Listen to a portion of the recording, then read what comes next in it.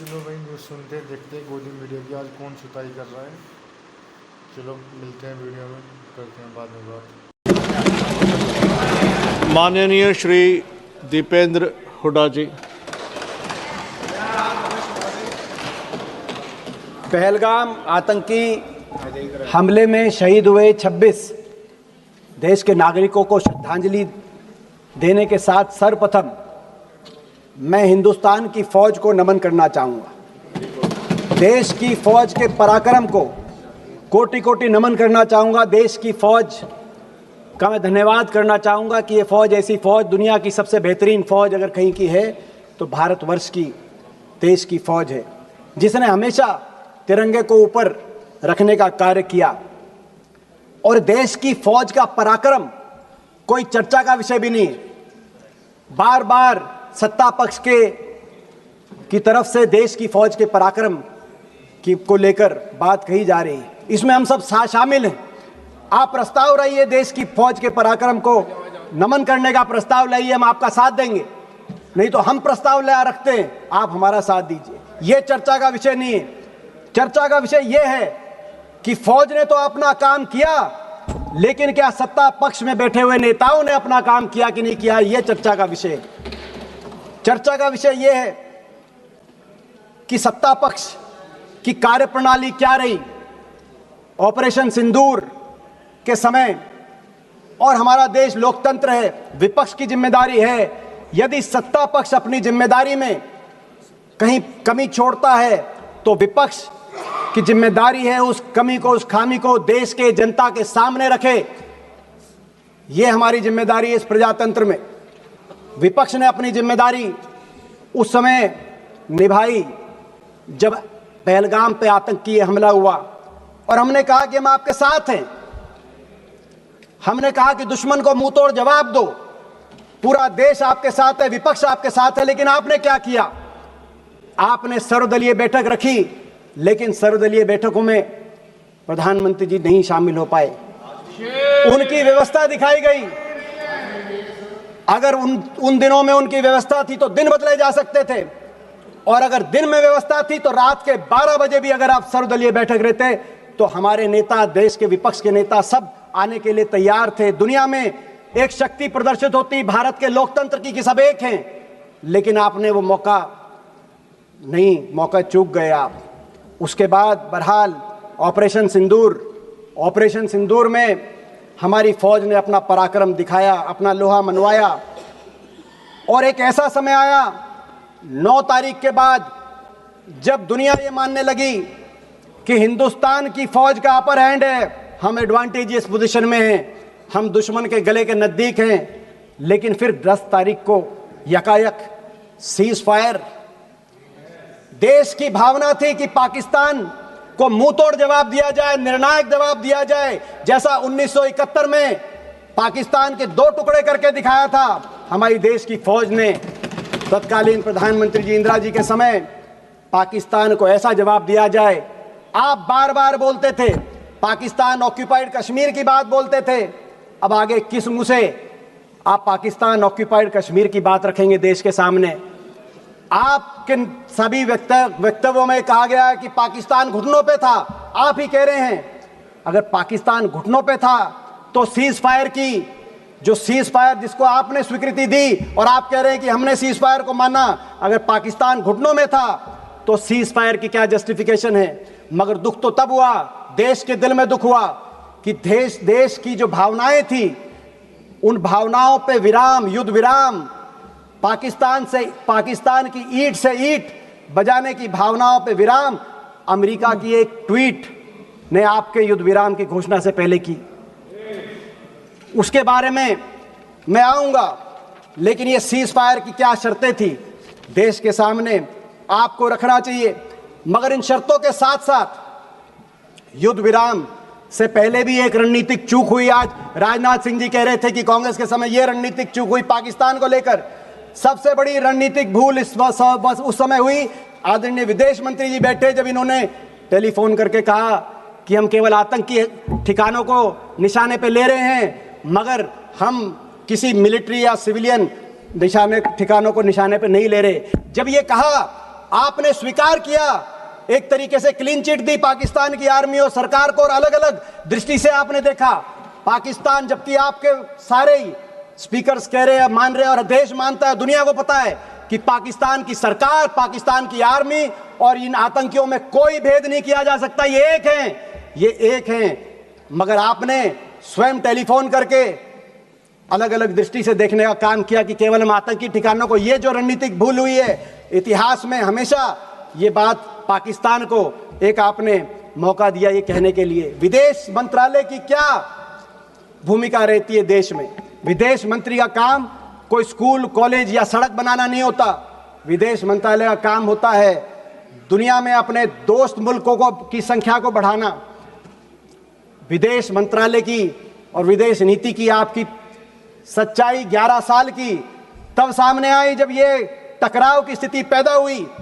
कितने देश आपके साथ आके खड़े हुए और कितने देशों ने खुल के पाकिस्तान का साथ दिया, दुनिया ने देखा।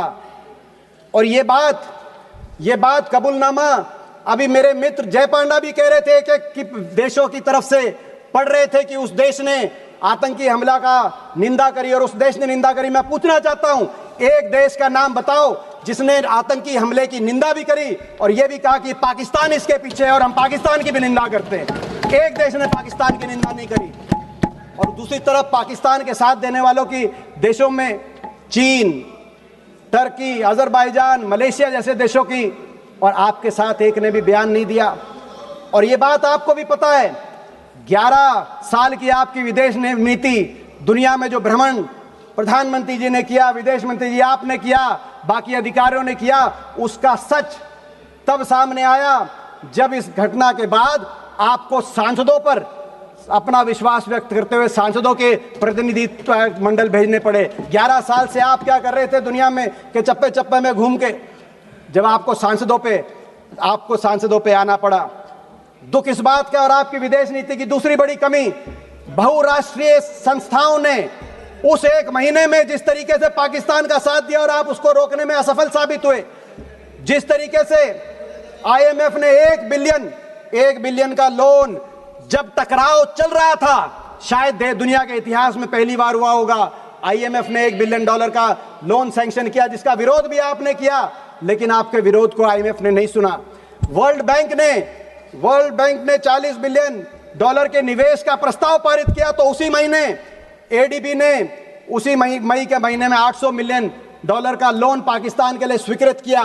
दूसरी तरफ यूनाइटेड नेशंस सिक्योरिटी काउंसिल के अंदर पाकिस्तान को काउंटर टेररिज्म ग्रुप का को चेयरमैन बनाया गया, डकैत के हाथ को थानेदार बनाया गया, आप रोक नहीं पाए।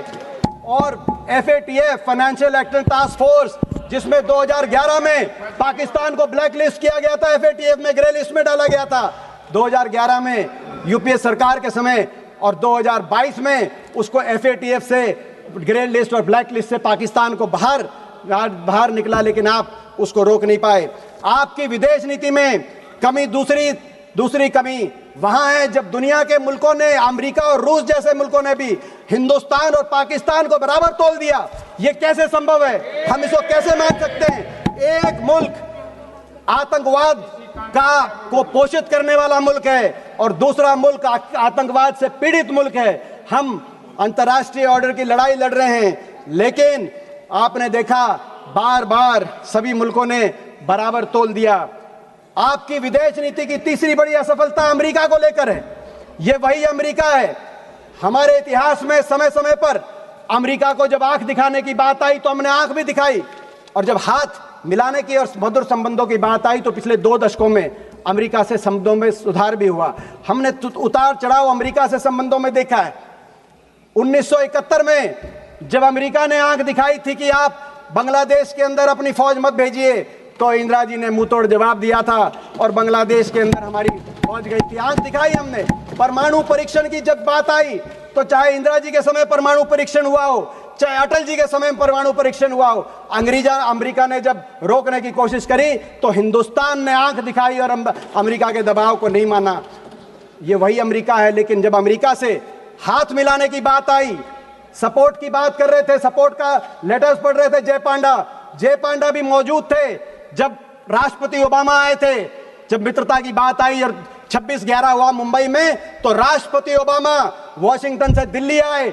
जॉइंट संसदीय सेशन में मैं भी एक सांसद था, जय पांडा भी एक सांसद थे, और राष्ट्रपति ओबामा ने कहा कि पाकिस्तान के अंदर टेररिस्ट के सेफ हेवन को बर्दाश्त नहीं किया जाएगा, और हिंदुस्तान ये साथ देने निभाने की बात, हाथ भी मिलाया और नजर भी आंख भी मिलाई। मगर अमेरिका, आज आपको यही नहीं पता अमेरिका के साथ आप हाथ मिलाना चाहते हो या उनको आंख दिखाना चाहते हो। और अमेरिका के राष्ट्रपति ने 28 बार कहा कि सीज फायर हमने कराया। उससे भी चिंतनीय बात उन्होंने कहा व्यापार के धौंस दे के दिखाया। बात थी आतंकवाद पे वार की, आ गई व्यापार पे। अमेरिका के राष्ट्रपति कह रहे हैं, अमेरिका के राष्ट्रपति ने केवल व्यापार तक नहीं रुके, उन्होंने कहा कि 5 जहाज गिरे, वो केवल जहाज तक भी नहीं रुके। अमेरिका के राष्ट्रपति जी ने कश्मीर का भी नाम लाया कि कश्मीर में अमेरिका की बात हुई है। और दुख की बात ये, कश्मीर के मामले में और विदेशी हस्तक्षेप के मामले में, क्योंकि इस बात पर भाजपा का, आरएसएस का भी एक स्टैंड रहा है, क्या आरएसएस की भी विदेश नीति बदल गई है? क्या आरएसएस को भी स्वीकार्य है कि अमेरिका हस्तक्षेप कर रहा है? दुख की बात और है, दुख की बात यह है कि 28 बार अमेरिका के मुखिया ने अपने मुंह से ये बात कही और लगातार कह रहे हैं, लेकिन हमारे देश के मुखिया ने एक बार भी उसका खंडन नहीं किया कि अमेरिका के राष्ट्रपति झूठ बोल रहे हैं, गलत बोल रहे हैं। अमेरिका को भी चुनना होगा, अमेरिका को भी चुनना होगा। अमेरिका को कैसे संबंध चाहिए हिंदुस्तान के साथ? दुनिया की एक शक्ति है हिंदुस्तान, भारतवर्ष को पाकिस्तान से का बराबरी नहीं कर सकता अमेरिका। अमेरिका को भी चुनना होगा। और मैं आपसे भी कहना चाहता हूं, आपको भी रास्ता चुनना होगा, या तो आंख दिखाओ या हाथ मिलाओ, या तो बातचीत करके अमेरिका से संबंध सुधारो और डोनाल्ड को चुप कराओ, डोनाल्ड का मुंह बंद कराओ, नहीं तो हिंदुस्तान में मैकडोनाल्ड को बंद कराओ। अमेरिका को अधिकार नहीं है, दोनों घोड़ों पे सवार होकर चलने का अधिकार नहीं है। आपकी विदेश नीति की तीसरी बड़ी असफलता चीन को लेकर है। मैं याद दिला दूं, जब आसिफ मुनीर अमेरिका के अंदर लंच कर रहे थे, उनको भोजन दिया जा रहा था और वो कह रहे थे कि डोनाल्ड ट्रंप को नोबेल पीस प्राइज दिया जाए।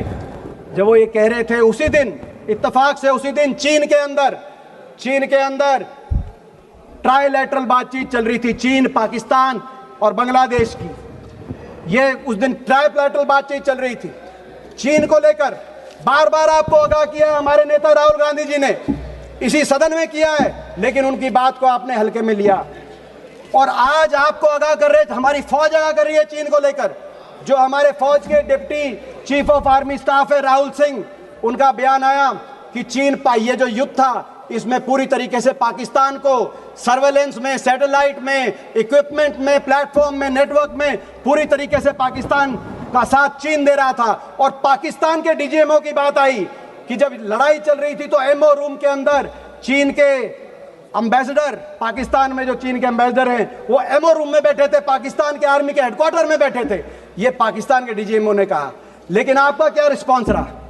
आपने चीन के एम्बेसडर को अभी तक दिल्ली में तलब करने का भी की कार्रवाई नहीं करी, चीन को कार्रवाई नहीं करी। जब टर्की ने पाकिस्तान के साथ देने के लिए अपना बेड़ा बजाया, तो आपने टर्की के दुश्मन मुल्क साइप्रस में प्रधानमंत्री जी गए, अच्छा संदेश गया। मगर जो असली दुश्मन था चीन, आपको अगर संदेश देना था तो ताइवान में प्रधानमंत्री जी जाते, चीन को संदेश देते। चीन को भूल गए। और 6 जुलाई को जब जनरल राहुल सिंह ने कहा कि चीन इसके पीछे है, आपका क्या जवाब रहा? विदेश मंत्री जी आप 10 जुलाई को बेजिंग चले गए, ताइवान नहीं बेजिंग चले गए, और आपका ट्वीट आया, आपका वक्तव्य आया कि चीन की जो एससीओ की अध्यक्षता है उसका भारत समर्थन करता है और हमारे संबंधों में सुधार हो रहा है। किस बात का दबाव? चीन से। भारत एक स्वतंत्र, एक ऐसा देश है जिसको आज हल्के में नहीं लेना जाना चाहिए। आपकी एक और रक्षा मंत्री बोल रहे थे, मैं एक और डिफेंस प्रिपेयर्डनेस को लेकर भी इस बीच में कहना चाहूंगा। हमने देखा आर्मी वालों ने क्या कहा, एयरफोर्स वालों ने क्या कहा। मैं दो ही पढ़ना चाहता हूं, आर्मी और एयरफोर्स। आपको सुनना पड़ेगा वो क्या कह रहे हैं। रक्षा मंत्री जी, आपकी भी 11 साल की रक्षा नीति 11 साल की, उसका रिपोर्ट कार्ड जो हम कहें उससे मत मानना, मगर जो deputy chief of army staff lieutenant general Rahul Singh ने कहा, क्या कहा उन्होंने कहा, राहुल सिंह जी की जो स्टेटमेंट आई चीन को लेकर, उसके बाद उन्होंने कहा the equipment that was supposed to be received in January has not been delivered yet. We still depend on a lot of things from outside, and if all that equipment was made available, the story may have been little different. ये उन्होंने कहा. और air marshal हमारे air marshal Amarpreet Singh, जिन पे हमें गर्व है, उन्होंने क्या कहा? उन्होंने कहा, एयर मार्शल ने, हमने नहीं, उन्होंने कहा, not a single project that I can think of has been completed on time.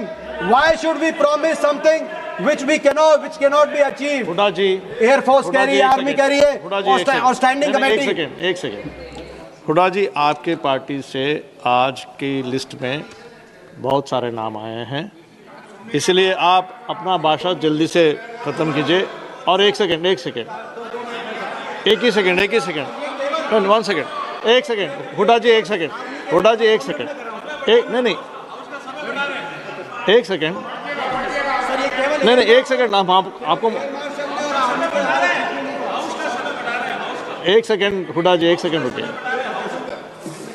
यदि सभा की सहमति हो तो सभा की कार्यवाही आज रात 12 बजे तक बढ़ा जाएगा. है? थैंक यू, धन्यवाद. आप सब आप कंक्लूड कीजिए. केवल उन्होंने नहीं कहा, आदरणीय रक्षा मंत्री जी, केवल उन्होंने नहीं कहा, स्टैंडिंग कमेटी, क्योंकि संसदीय स्टैंडिंग कमेटीज की रिपोर्ट पर आपकी सरकार ध्यान नहीं देती. 2018 की रिपोर्ट, 2023 की रिपोर्ट क्या कह रही थी आपको? आप लगातार रक्षा बजट को घटा रहे हैं, जो सही नहीं है, और रक्षा बजट को बढ़ाइए. इन 11 वर्षों में रक्षा budget as a percentage of GDP और एज अ परसेंटेज ऑफ हमारा जो budget as a percentage of GDP, इन 11 वर्षों में रक्षा बजट 2.5% से घटकर 1.9% पे आप लेके आए. और ये जो रक्षा बजट एज अ जीडीपी के प्रतिशत में, ये रक्षा बजट 1962 के युद्ध के बाद सबसे नीचे स्तर पर आप लेके आए. और स्टैंडिंग कमेटीज आपको कह रही थी कि ये सही नहीं है. रक्षा बजट आपने कम किया, अग्निवीर जैसी योजनाएं आपने लेके आए, जिसने फौज, देश की फौज पे जिसमें हमें गर्व था, उसका हमारा मानना है कि वो फौज के लिए सही नहीं थी. लेकिन उससे भी एक और दुर्भाग्यपूर्ण बात यह है कि रक्षा बजट में एयर फोर्स मॉडर्नाइजेशन के बजट में भी आपने कटौती करने का काम किया. जो राहुल जी, हमारे नेता, बार बार जिस बात को लेकर आपको आगाह कर रहे हैं, आज हमारे देश में 60 स्क्वाड्रन की जरूरत है. 60 स्क्वाड्रन की, जो एयर मार्शल बोल रहे हैं, 41 स्क्वाड्रन, 41.1 स्क्वाड्रन यूपीए के समय, हमारे समय मंजूर हुए थे 2011 में, मगर धरातल पे केवल 31 स्क्वाड्रन आज एयरफोर्स के हैं. और इन 31 स्क्वाड्रन में से भी कई स्क्वाड्रन ऐसे हैं जिसमें जैगुआर जैसे जहाज हैं. ये वही जैगुआर है जो पिछले 6 महीने में 3 जैगुआर जहाजों का क्रैश हुआ, जिसमें 2 हरियाणा के हमारे पायलट थे, जिनको अपनी शहादत देनी पड़ी. जैगुआर के साथ. सभापति महोदय, आपने इतने महत्वपूर्ण विषय पर बोलने का अवसर दिया. विशेष रूप से आभार व्यक्त करेंगे हमारे पार्टी के राष्ट्रीय अध्यक्ष. Madam, 1 second. अध्यक्ष जी, मेरी यही मांग है कि हमारी आज हमारा सुझाव माने, तो ये माने कि हमारी फौज को, हमारी एयरफोर्स को आधुनिकता से लैस किया जाए, बजट को बढ़ाया जाए. जो आज हमारी एयरफोर्स के अंदर जिस तरीके से मजबूती, आज 2 फ्रंट 3 फ्रंट वॉर की बात चल रही है. आज पाकिस्तान 82% अपने हथियार चीन से ले रहा है, तो बांग्लादेश 71% अपने हथियार चीन से ले रहा है. ऐसे में नेटवर्क, प्लेटफॉर्म, हर तरीके से आधुनिकता से लैस किया जाए. आप वो ऑपरेशन सिंदूर आप कह रहे जारी है, क्रिकेट जारी मत करो ऑपरेशन सिंदूर के साथ. और करना है तो हमारी देश की फौज को मजबूत करने का आप काम करिए, हम साथ देंगे. धन्यवाद. धन्यवाद सभापति महोदय. आपने ऑपरेशन